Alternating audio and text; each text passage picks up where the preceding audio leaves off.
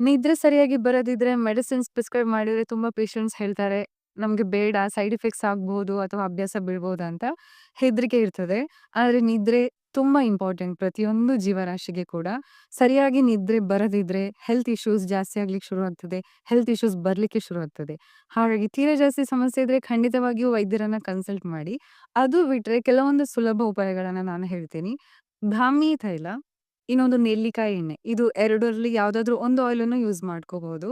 1-2 ಚಮಚದಷ್ಟು ಎಣ್ಣೆನ ಸ್ವಲ್ಪ ಬಿಸಿ ಮಾಡ್ಕೊಂಡು, ಬೆಚ್ಚಗೆ ಮಾಡ್ಕೊಂಡು, ನೆತ್ತಿ ಮೇಲೆ ತಲೆಯ ಮಧ್ಯಭಾಗದಲ್ಲಿ ಅಪ್ಲೈ ಮಾಡುವಂಥದ್ದು.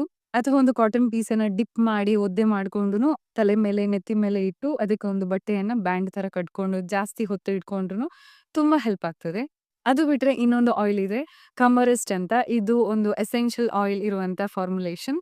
ಇದನ್ನ ಕೆನ್ನೆ ಸೈಡಲ್ಲಿ, ಕಿವಿಯ ಹಿಂದುಗಡೆ, ರಿಸ್ಟ್ ಜಾಯಿಂಟಿನ 2 ಜಾಯಿಂಟ್ ಎದುರು ಹಾಗೆ ಹಿಂದು ಬದಿಯಲ್ಲಿ ಹಚ್ಚುವುದ್ರಿಂದ ಮಲಗುವ ಸ್ವಲ್ಪ ಮುಂಚೆ ತುಂಬಾ ಹೆಲ್ಪ್ ಆಗ್ತದೆ ಸರಿಯಾಗಿ ನಿದ್ದೆ ಬರ್ಲಿಕ್ಕೆ.